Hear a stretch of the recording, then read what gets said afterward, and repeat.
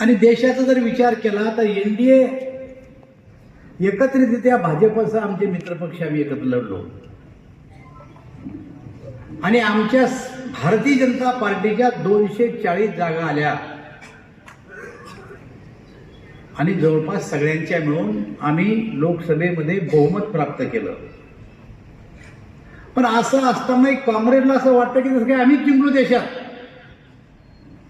आणि त्यामुळं त्यांच्यामध्ये स्पर्धा लागली की आता आम्ही विधानसभा जिंकतो. कोण जिंकलं जरा याचा हिशोब लावा बरं जरा. भारतीय जनता पार्टीला एकट्याला 240 जागा या देशात भेटल्या. लोकसभेच्या 3 निवडणुकीत काँग्रेसला जेवढ्या जागा मिळाल्या नाही तेवढ्या या निवडणुकीत एकट्या भारतीय जनता पार्टीला मिळाल्या याचा हिशोब लावा तुम्ही. 3 निवडणुकीत जरी एकत्र केलं तरी त्याच्यापेक्षा जास्त जागा भारतीय जनता पार्टीनं या निवडणुकीत जिंकल्या. आणि असं असताना सुद्धा आम्ही जिंकल्याचं ते आणतात. आणि दुसरी गोष्ट तुम्ही लक्षात घेतली पाहिजे की देशामध्ये जेवढे काही राजकीय पक्ष आहेत त्यांच्या सगळ्यांच्या जागा जरी एक केल्या तर त्यांच्यापेक्षाही आपल्या जागा जास्त. जरा याचा हिशोब लावा तुम्ही. लावला असेल काय चालू केलं? अरे बंद कर. फार घाबरून जायचं कारण नाही. आतापर्यंत इतिहास आहे. लोकसभेच्या निवडणुकीत आणि विधानसभेच्या निवडणुकीत मतदारांनी नेहमीच फरक केलेला आहे. ज्या निवडणुकीत लोकसभेला ज्या पक्षाला जिंकवलं त्याच पक्षाच्या बाजूला जनमत राहिलं असं नाही. बदल झाला आणि आम्ही ते एवढे बदल पाहिलेत की त्या बदलाचा तुम्ही कल्पना करू शकत नाही. मला आठवतं की जनता पार्टी होती. मी जनता पार्टीमध्ये होतो. नागरधारी शेतकरी आमचं चिन्ह होतं. 77ला भारतीय जनता पार्टी जिंकली. जनसंघ त्यात विलीन झाला आणि सरकार आपलं आल्याच्या नंतर आपल्यामध्ये काही वाद सुरू झाले. जनसंघाच्या मंडळींनी कोणतंही एकच सदस्यत्व स्वीकारावं, संघात जाऊ नये आणि संघात जात असेल तर जनता पार्टीत राहू नये, अशा प्रकारचा वाद त्या काळामध्ये सुरू झाला. काही दिवस सहन केलं आणि अटल बिहारी वाजपेयी, मुरली मनोहर जोशी, अडवाणीजी ही ज्येष्ठ मंडळी एक दिवस बसली आणि त्यांनी विचार केला. दिल्लीमध्ये भारतीय जनता पार्टीची स्थापना केली जुन्या जनसंघवाल्यांनी आणि मुंबईला पहिलं अधिवेशन झालं रेकलेमॅक्स मैदानला. मी त्या अधिवेशनातला कार्यकर्ता आहे. पहिलं अधिवेशन झालं रेकलेमॅक्स मैदानला मुंबईला, बांद्र्याला. आणि त्या अधिवेशनामध्ये अटल बिहारी वाजपेयीजी पहिले अध्यक्ष म्हणून नियुक्ती झाली. 1 लाख जनसमुदाय त्या काळात बिना गाडी घोड्याचा देशभरातून आला होता आणि अटलजींना समारोपाच्या भाषणात सांगितलं होतं कि हम अंधेरे गुफाओं में जा रहे हैं, हमें नहीं पता कि आगे क्या होने वाला है.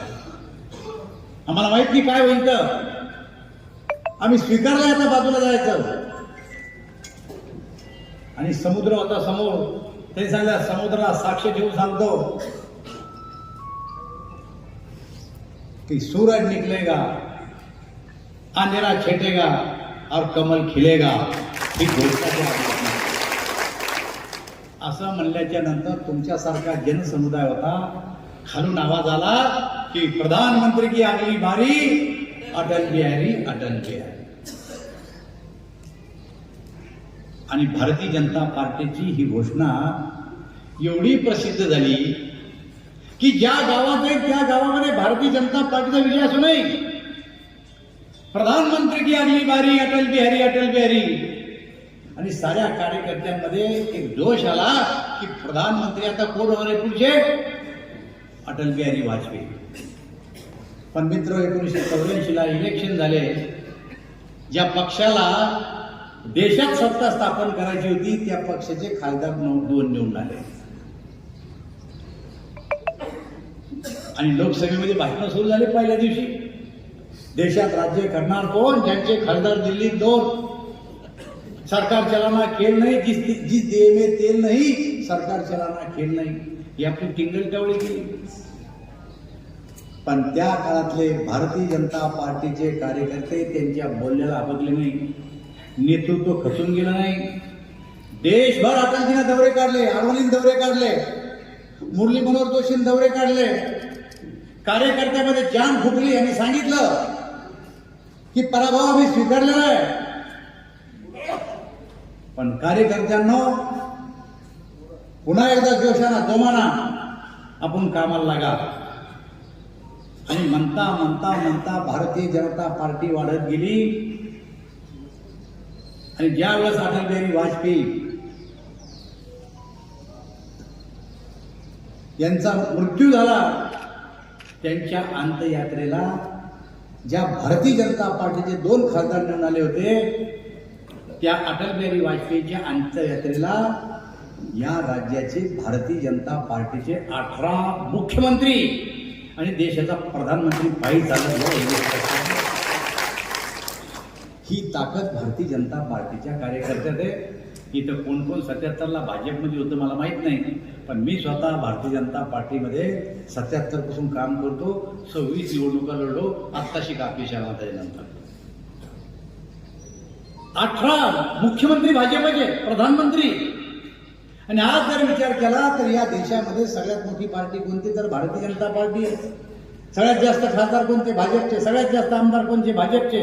सगळ्यात जास्त सरपंच, सगळ्यात जास्त नगरपालिकेचे अध्यक्ष, सगळ्यात जास्त महापालिका, 12 जिल्हा परिषद जिंकल्या मी अध्यक्ष असताना या राज्यामधल्या.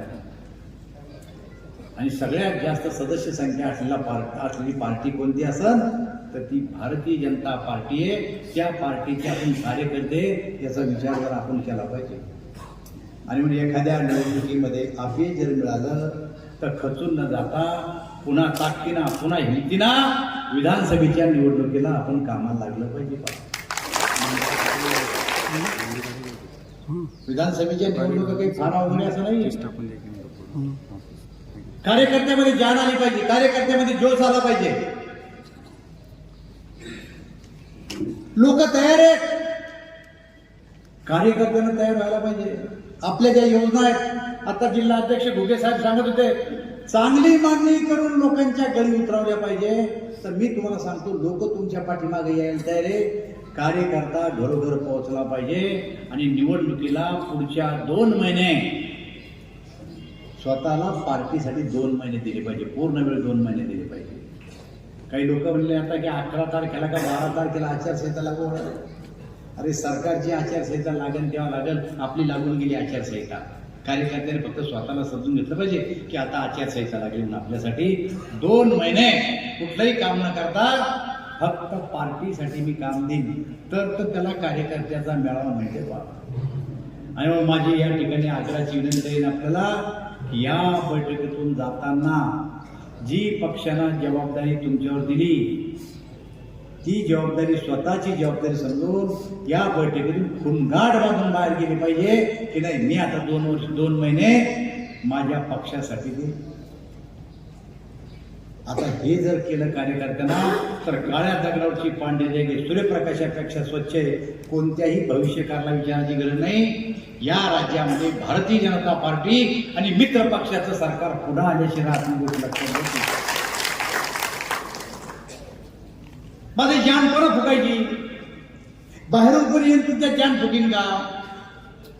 तर कार्यकर्त्यांनी बैठक घेतली पाहिजे, आपल्या बूथची आपल्या मंडळाची नीट मांडणी केली पाहिजे.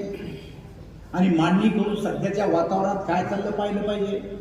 लाडकी बहीण आपण नुसतं लाडकी बहीण म्हणतो, पण लाडकी बहिणीचा हिशोब कधी कोणा समजून सांगितला का. एक महिलेला एका महिन्यामध्ये 1,500 रुपये आपण देतो. 12 महिन्याचे 18,000 रुपये त्या महिन्याने बहिणीला दिल्या जातात. पण काँग्रेसचे कार्यकर्ते हे पैसे मिळू नये म्हणून कोर्टात गेल्याचा इतिहास आहे आपल्याजवळ. कोर्टात गेल्याचा इतिहास आहे आपल्याजवळ. 18,000 महिला मिळणार आहे. आणि प्रधानमंत्री सन्मान निधीची त्या कुटुंबामध्ये शेतकरी जर असेल तर 12,000 रुपये त्यांच्या खात्यावर जमा होतात. 12,000 अधिक 18,000 किती हजार झाले? सगळेजण एकदा सांगा, जोरात सांगा, जोरात सांगा. अजून काही काही तोंड इकडं आहे, काही तिकडं आहे, काही तिकडे. मला समजून तुमची हालत काय बेकार आहे म्हणून. 30,000 रुपये एका कुटुंबाला आपल्या खात्यावर सरकार जमा करते आपलं. ही गोष्ट तुम्ही जरा लोकांना पटवून सांगा. महिलेला 1,500 रुपये दिले आपण. सुनील केदार त्यांचं स्टेटमेंट आहे माझ्या मोबाईलमध्ये लागलं, तुम्हाला शेअर करतो मी. त्यांनी सांगितलं आम्ही निवडून आल्याच्या बाद जर पहिलं काम कोणतं करू तर हे मुख्यमंत्री लाडकी बहिणा बंद करून. आता एक कार्यकर्त्यांनी जर हे दाखवलं नाही, जाऊन समजून सांगितलं नाही तर काँग्रेसवर तुम्हाला मात कशी करता येईल? प्रधानमंत्री सन्मान निधी 12,000, लाडली बहिणा निधी 18,000 आणि केवळ एवढंच नाही तर 3 सिलेंडर वर्षातून त्या महिलेला फ्री सुद्धा मिळणार. मी स्वतः अनेक आंदोलन केले पार्टीच्या वतीनं, मोर्चे काढले, आंदोलन केले, उपोषण केले आणि मागणी काय होती? आमच्या शेतकऱ्याचं वीज बिल माफ करा. आमच्या जण वीज बिल माफ नाही झालं का? तर सरकार आमचं नव्हतं. आज सरकार आमचं आहे. मागचंही माफ केलं आणि पुढचंही बिल 5 वर्ष सरकार घेणार नाही असं आपल्याला जाहीर केलं. आणि आता शेतकऱ्याच्या घरामध्ये बिल येणार आहेत, त्याचं नाव टाकून येणार आहे, तुमच्यावर मागची थकबाकी काय होती आणि ती सरकारने किती रुपये तुमच्या नावावर भरले आणि 000चं बिल प्रत्येक शेतकऱ्याच्या घरी नेऊन दिल्या जाणारे सरकारच्या वतीने पाहतो. आता इतकं चांगलं काम आपल्या सरकारचं असल्याच्या नंतर आपला कार्यकर्त्याला जरा काही थोडंसं मुंग्या आल्या पाहिजे की नाही मला सांगा तुम्ही. हा तर आपले कार्यकर्ते कसे असले पाहिजे? भारतीय जनता पार्टीचे काही कार्यकर्ते 2 भाग आहेत पहा. एक कार्यकर्ता असा आहे, मुळा असतो ना आपला, मुळा उपाटला की एकटाच, गाजर मुळा उपाटला की एकटाच. आज मिटिंग हे वाटतं चला आपण एकटे. आणि काही कार्यकर्ते भुईमुंगाच्या शेंगासारखे असतात, उपटल्या खंडा असे सगळ्या शेंगा दिसतात. हे कधी खरं सांगितलं आपल्याला तपासावर फोन गेले नंतर मी काय करतो, मुळा हे त्या भुईमुंगाच्या शेंगाचा विचार केला पाहिजे. दुसरा आपण आपलं आत्मसंरक्षण केलं पाहिजे. अरे मी पंचायत समितीचा सभापती झालो, वयाच्या 19व्या वर्षी सभापती झालो. ना आमदार होता, ना खासदार होता, ना पक्षाचा कोणी ज्येष्ठ नेते असं भाषण करत होता. जनता पार्टीचा सभापती होतो मी नागरधारीचा. आणि त्या काळामध्ये 1980ला अंतुलेला सिमेंटचा भ्रष्टाचार केला. त्या काळात मोर्चे काढले आम्ही. कोण होतं आमच्या पाठीमागं? आज तर तुम्हाला आमदार आहे, तुम्हाला खासदार आहे, तुम्हाला राज्यात सरकार आहे, तुमचं देशात सरकार आहे. इतकं सगळं साम्राज्य तुमच्या पाठीमागं असताना सुद्धा काम करण्यामध्ये आपण कसूर करता याचा विचार आपला आत्मपरीक्षण लोकांनी केलं पाहिजे. मी तुला माझा अनुभव सांगतो. माणसाला स्वयंप्रकाशित असलं पाहिजे. परप्रकाशित कार्यकर्ता असला तर तो स्वतःसाठी धोका आहे, पक्षासाठी सोडा, स्वतःसाठी धोका आहे. गावातला त्रास झाला चालले आमदार साहेबांकडे, गावामध्ये एखादा ऍक्सिडेंट झाला चला आमदार साहेबांकडे, गावात एखादं भांडण झालं चला आमदार साहेबांकडे. का एखादा तुमचा कार्यकर्ता स्वतः पोलीस स्टेशनला जात नाही? का ट्रान्सफॉर्मर करायला जाते? शेतकऱ्याला घेऊन महाराष्ट्रातील विद्युत मंडळावर जात नाही? आणि हे मोर्चे आम्ही काढले. ट्रान्सफॉर्मर जर जळाला आणि या खतर माझ्याकडे आलं त्या काळात, पण मी सांगतो काय झालं, तुम्ही ट्रान्सफॉर्मर जळाला. कितीचा आहे? 100चा. कितीच्या मोटर आहे त्याच्यावर? काही 5च्या आणि काही 3च्या आहे. म्हणजे 3च्या मोटर जर धरल्या तर 100च्या ट्रान्सफॉर्मर किती मोटर होते सांगा ना तुम्ही? किती? 33 कशा? 1.5 पट चालतोय ट्रान्सफॉर्मर शेतकरी महाराज. 100चा असा 150वर चालतोय. जर हिशोब लावा जाऊ एमएससीबी वाल्याला विचारा. 100वर 100 चालतात ते. किती होतील? 50 जरा मी त्याला सांगतो 50 माणसं घेऊन ये आणि मग मी तुझ्या संग चालतो. लोकांना काळजी होती, चिंता होती. 50 माणसं आली की एबीसीच्या ऑफिसमध्ये जायला धडा धडा धडा. अरे विरोधी पक्ष आमच्या बापाला कुठं ट्रान्सफॉर्मर भेटत होता? कसा देत नाही, काऊत देत नाही, पैसे भरले, बिल भरले, येऊन तो मारल्या आणि बाहेर हा याला म्हणते नेता. जो पण यांना जमावला खेळ याला म्हणते नेता. हे खरं आहे का खोटं सांगतो तुम्ही सांगा? याला म्हणते स्वयंप्रकाशित. पण ट्रान्सफॉर्मर आमदार साहेब काय कामाचं भाषण? हर गोष्ट आमदार, हर गोष्ट खासदार, त्याच्यापेक्षा कार्यकर्त्यांनी स्वतः करण्याचं शिकलं पाहिजे. मी माझं उदाहरण सांगतो तुम्हाला. एकदा आपल्याकडं गारपीट झाली, मराठवाड्यात गारपीट झाली आणि मी पंचायत समितीचा सभापती नव्हतो.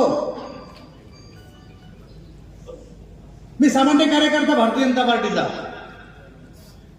आणि असंच म्हणत त्याला गारपीट झाली, आपल्या तालुक्यात नुकसान झालं काय तर आपण जाऊन काही गावाला भेटी दिल्या पाहिजे. आमच्या 20 गावात गारपीट झाली होती. 20 गावात गारपीट झाली होती. मी सकाळीच मोटरसायकल काढली आणि 20 गावात एका गावात गेलो. आता गारपीट झाली ते पाहायला कोणीतरी येतं म्हणून गाव गोळा व्हायचं. मला वाटलं एवढं का आपण पोरगं, पण आपल्या गोष्टी लोक गोळा व्हायला लागले. 20 गावात जाऊन आलो आणि दौरा केल्याच्या नंतर असं वाटलं की लोकांचा प्रतिसाद चांगला आहे. मी एका गावात घोषणा करून टाकली की गारपीटग्रस्तांना सरकारनं नुकसान भरपाई दिलीच पाहिजे. सरकार गारपीटग्रस्ताला त्या काळात नुकसान भरपाई देत नव्हतं. दुष्काळ पडला तरी नुकसान भरपाई देत नव्हतं. अतिवृष्टी झाली तरी नुकसान भरपाई देत नव्हतं.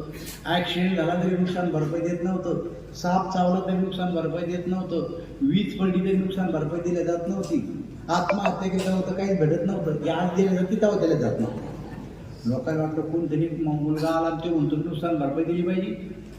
मोर्चा काढा. 5 तारखेला गारपीटग्रस्तांचा मोर्चा. आमदार संतोषराव दसकुते होते आणि मोर्चाला काय त्या 20 गावाचे लोक जमा झाले. 400-500 लोक बिना वाहनाचे. त्या गावात 500 लोक जमा करणं म्हणजे तो लय मोठा माणूस झाला.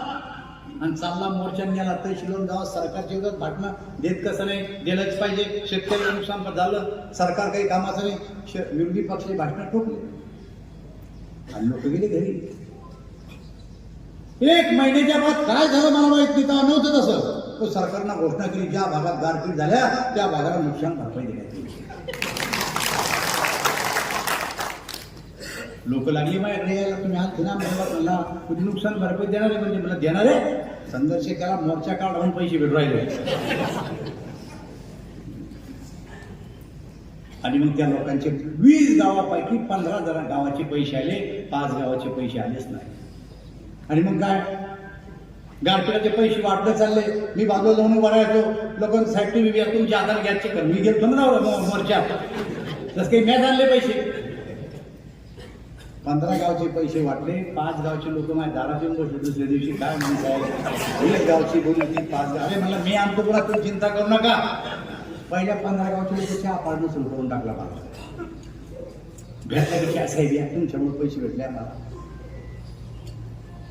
मी रोज तहसीलदाराकडे जायचो. साहेब त्या 5 गावचं काय झालं?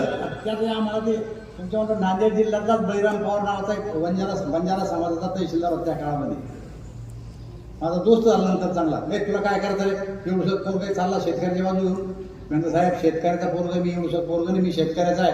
5 गावचं काय झालं? 5 गावचं काय झालं? 2 महिने चक्र मारण्यामध्ये यायला. 1 दिवस गेलो गेल्या काय राव सर तुम्ही मी कमाले चिकाटी देऊ आणि रोज विचारतो मला कालच पैसे आले पाहिजे 5 गावचे. तसाच प्रेसमध्ये गेलो. एक हँडबिल छापायचं. त्या प्रेसवाला म्हणलं काय भाव आहे हँडबिल? तू 80 रुपये हजार. मला अर्ध छापलं तर 40 रुपये हजार. पैसे कुठून आणतात? अर्ध छापलं 40 रुपये हजाराला. आणि त्या 20 गाव वाटून टाकलं. सांगितलं जोपर्यंत या 5 गावचे पैसे भेटणार नाही तोपर्यंत आम्हाला उपोषण रावसाहेब दानव्याचं उद्यापासून. कशाला करायचा? जर माहीत झालं लोकांचं काय करायचं. मंडप बिंडप काही नव्हता, दिवाळीचे दिवस बोर्ड बिर्ड काही नाही, एक एवढ्या पुठ्ठ्यावर यायचो म्हणून कसे म्हणून तिला ठेवून बाजूला 5 गावचे लोक 500 लोक जमा झाले. पुन्हा लोक पाहिले नंतर तहसीलदार डब्बेदार असले कोणी तहसीलदार आता काय काय म्हणते माहिती मग डब्बेदार असते लाल पट्ट्यावाले आलं म्हणजे तुला बोललो तहसीलदारला म्हणजे तहसीलदारला पाठविता आम्ही येत नाही. 2दा फिरून आला तो लोकांना तहसीलदार मला बोलवतो जाऊ पण नको नाही म्हणजे साहेब त्याला इकडे बोलवा घोषणा द्या जोरदार तहसीलदार सरकारच्या विरोधात आम्ही. शेवटी तहसीलदारने चिठ्ठी पाठवली येणे जाणं करू आती मी लोकांना जाऊ म्हणून तहसीलदार सन्माननीय रावसाहेब दानवे तुम्ही आत या हात लिहिलं म्हणलं ते बघा सांगायचं काय त्याला. जेवले साहेब एकदा जाऊन या काय म्हणतो ऐकून तर घ्या घेतो खरे म्हणले तुला कालच तर सांगितलं मी आले बा असं म्हणसा तर हे नाही आपलं दोघांचं धरू द्या. लोकांकडे या लोकांना सांगा की रावसाहेब दानवेंना खूप प्रयत्न केले आणि चक्रा मारल्या एवढा रेखा होता की त्याच्यामुळे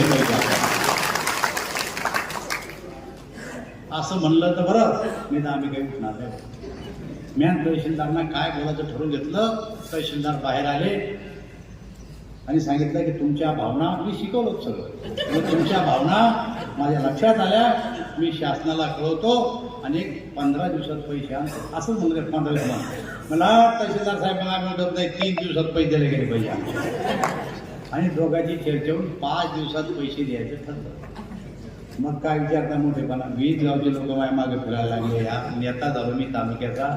लोक रावसाहेब दानवेंना पैसे द्यायला लावले रावसाहेब दानवेंना पैसे द्यायला लावले. ज्याच्या गावात गारपीट झाले ते बी माझ्या मागे फिरे आमचं बी झालं राव तुम्ही आमच्या गावाला आले नाही. याला म्हणते स्वयंप्रकाशित नेता होणं. आपले कार्यकर्ते गारपीट झाले की चालले खासदार पंचनामे करायला लावा साहेब तहसीलदारला फोन करावं. तुम्ही काय जात नाही तहसीलदाराकडे. तुम्हाला तुमचा चेहरा बनवायचा असेल तर गावातले प्रश्न स्वतःला सोडवले ना तर गाव तुमचं कसं ऐकत नाही. काय मतं कमी बोलते तुमच्या मतदारसंघात.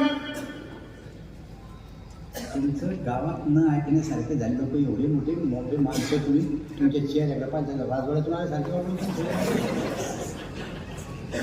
विचार करा का मतं कमी पडले तुम्हाला. हा संघर्ष केला असता लोकांचे प्रश्न स्वतः घेऊन गेले असते तर कोणाची मजाल नव्हती मतं खिलाफ जाऊ द्यायची तुमच्या गावात. हे झालेलं एकेकाला जर उठवलं ना तर प्रत्येकाच्या गावात कुठं ना कुठं मतं कमी कुठं ना कुठं मतं कमी आहे. आता तुमची जिद्द लागली पाहिजे की जे झालं त्या टायमाला झालं. गावात सुद्धा सगळ्या समाजाच्या बैठका घ्या. तुमच्या वयाच्या कार्यकर्त्याच्या बैठका घ्या. कुठं खड्डं पडलं त्याचा शोध घ्या आणि जिथं खड्डं पडलं ते कसं बुजवायचं त्याचा विचार करा. भारतीय जनता पार्टी वर्गीकरण करा म्हणाले बुजचं एचं बी सीचं बी करा बीचं ए करा. काही समजत नाही तुम्हाला कसं सीचं बी बीचं ए करायचं म्हणून. ही लढाई तुम्हाला बूथवर लढावं लागणार आहे. ही लढाई तालुक्यावर विधानसभेवर लढावं लागणार नाही. मेरा बूथ सबसे मजबूत अशा प्रकारची लढाई तुम्हाला लढावं लागणार आहे. पण ही लढाई तुम्ही जर लोकसभेसारखी लढली तर तुम्हाला सांगतो भारतीय जनता पार्टीचा यश आणि अपयश. यश अपयश येत राहतं. यश पुन्हा येईल पण तुमचं चेहरा का एकदा गावातल्या दुसऱ्या पार्टीच्या कार्यकर्त्यापेक्षा खाली पडला ना तर तुम्हालाच वाटणार बाहेर जाऊन यायला घरातून बरं आहे. हे खरं आहे का कुठे मान सांगा तुम्ही. अरे सरकार वर आहे सरकार खाली काही लोक म्हणते सरकारनं आपलं काहीच केलं नाही. हे नॅशनल हायवे आलेलं असा होता का हिंगोलीचा रस्ता. हिंगोलीचा रस्ता असा होता का. तुमच्या हिंगोलीवाल्याची मागणी होती इथून मुंबईला जायला गाडी पाहिजे. काय आमची कोणती गाडी आम्ही आणली गेली होती जनशताब्दी गाडी हिंगोली सुटली पाहिजे. अरे सोडली ना बाबा साहब. याची रेल्वे नहीं थी रेल नहीं थी. मैं रेल मंत्री था मेरे गांव में गाड़ी रुकती थी. इन्होंने बोला तुम्हारे गांव में क्यों रुके हमारे गांव में रुको. मैं गाड़ी में बैठ के आता आया यहाँ रुकना शुरू कर दिया मेरे गाँव पर रेल मंत्री का. काय फरक पडला रे बाबा. काय फरक पडला. फरक तर कामावर आहेच. काम तर केलं पाहिजेच पण कामाबरोबर तुमचं वागणं तुमचं बोलणं तुमचा व्यवहार सरकारचे धोरणं तुम्ही लोकांपर्यंत जाऊन कसे सांगता याच्यावर तुमचं यश अपयश अवलंबून आहे. आणि त्याच्यामुळे तुम्हाला तर मी सांगितलं की तुमच्या मागे सरकार आहे तुमच्या मागे आमदार आहे तुमच्या मागं 2-3 माजी खासदार आहे, 2-3 आमदार आहे तुमच्या मागं. असं असताना सुद्धा ही स्थिती याचं काही कारण नाही. ही तुमचीच नाही म्हणत मी, ही महाराष्ट्रात स्थिती झाली एवढंच. पण कितीही जरी आमची स्थिती खराब झाली असं लोकसभेत, तर मी महाराष्ट्राचा दौरा केला, तुम्हाला खात्रीनं सांगतो की कार्यकर्त्याच्या मनाला लागलेली ही गोष्ट आहे, प्रत्येकाच्या मनाला लागलेली गोष्ट आहे. विधानसभेच्या निवडणुकीमध्ये याचा बदला घेतल्याशिवाय भारतीय जनता पार्टीचे कार्यकर्ते आणि पुढच्या काळामध्ये बूथ प्रमुखांना आपलं बूथ मजबूत केलं पाहिजे. आपल्या गावात कमी पडलेलं मतदान जे ते मतदान आपल्याला पुन्हा कसं पडेल याचा विचार केला पाहिजे आणि भारतीय जनता पार्टीला यश मिळवून दिलं पाहिजे. आता काही लोक उमेदवारीच्या होडमध्ये इथं बसलेल्या पैकी कोणाला उमेदवारी लागते वर करावं, मी आजच डिक्लेअर करू, खाली बसेल म्हणून सांगतो, खाली बसेल पैकी उमेदवारी कोणाला लागते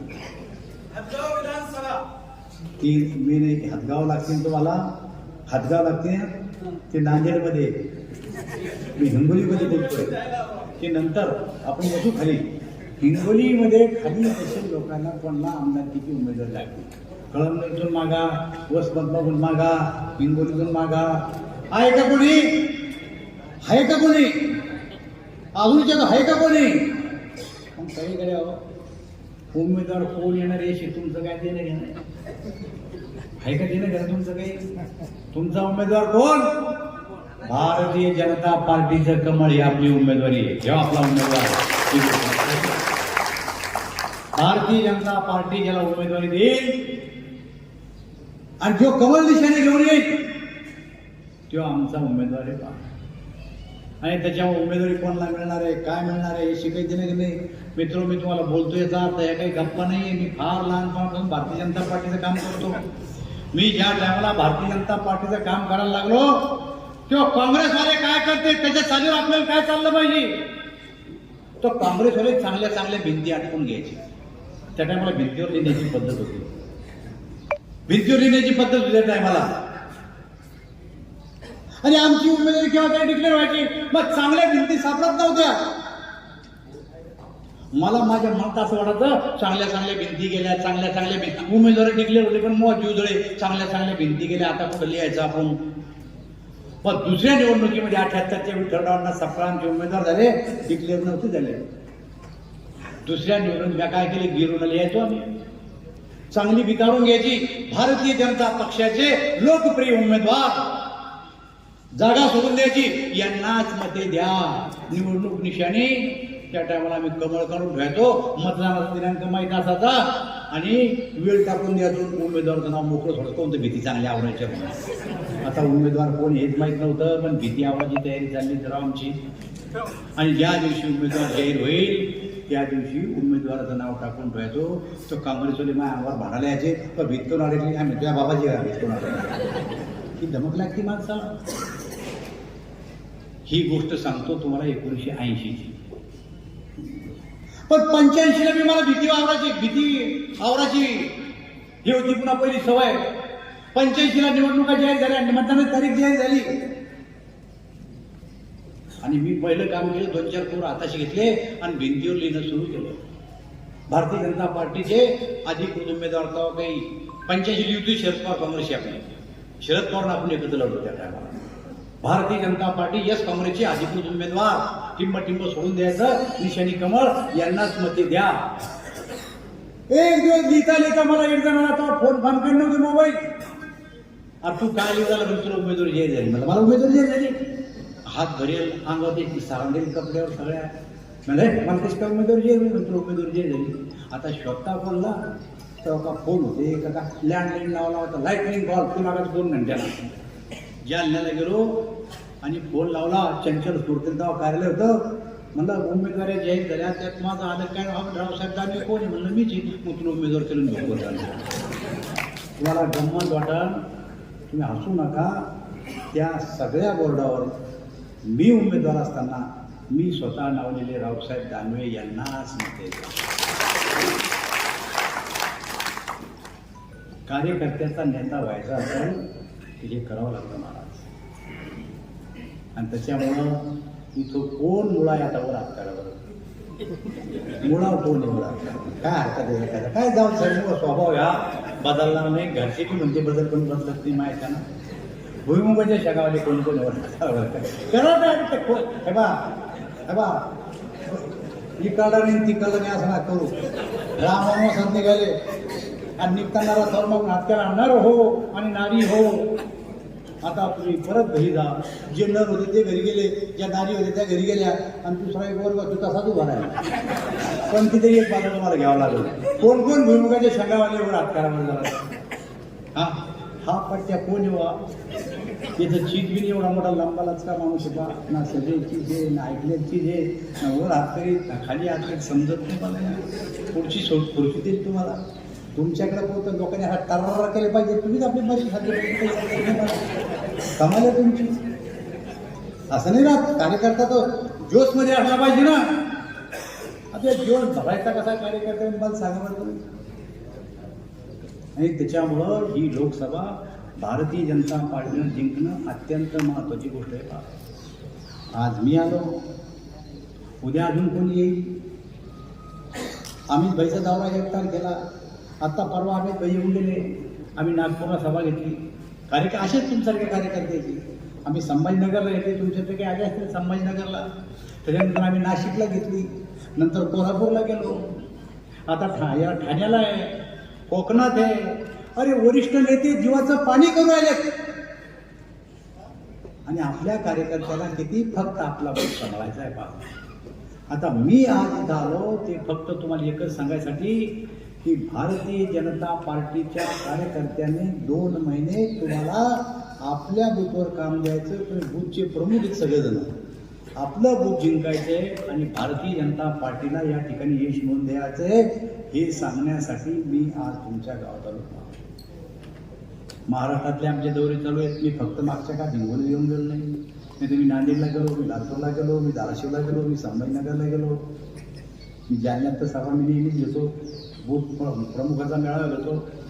आता आमदार सांगेल तेव्हा नाही, मला वरचा आदेश येईल तेव्हा नाही. मी माझ्या गावातलं बूथ सांभाळील आणि जेवढे काही बूथ माझ्या गावात असतील तेवढे बूथ प्रमुख म्हणून मी त्यांना कामाला निवडी. आज तोंडगाड पासून बाहेर जायचे पण मला असं वाटतं की याच्यापेक्षा जास्त सांगण्याची गरज नाही. कारण तुम्ही काही नवीन कार्यकर्ते नाही आहेत. फक्त सगळेजण एकत्र आल्याच्या नंतर एक ताकद दाखवायची आहे की नाही आम्ही आहे. जे मागच्या 19च्या निवडणुकीत होतो तीच धमक तीच ताकद आज आमच्यातली. हे चित्र या निवडणुकीत तुम्ही दाखवून द्या. एवढीच आपलं मी आग्रहाची विनंती करतो आणि माझे 2 शब्द संपवतो. धन्यवाद. एक साथ राष्ट्रगीत शुरू करेंगे. शुरू कर. जन गण मन अधिनायक जय हे भारत भाग्य विधाता. पंजाब सिंध गुजरात मराठा द्राविड उत्कल वंग विंध्य हिमाचल यमुना गंगा उच्चल जलधि तरंग. तव शुभ नामे जागे तव शुभ आशीष मागे. गाये तव जय गाथा जन गण मंगलदायक जय हे भारत भाग्य विधाता. जय हे जय हे जय हे जय जय जय जय हे. भारत माता की भारत माता की वंदे वंदे. भारतीय जनता पक्षाचा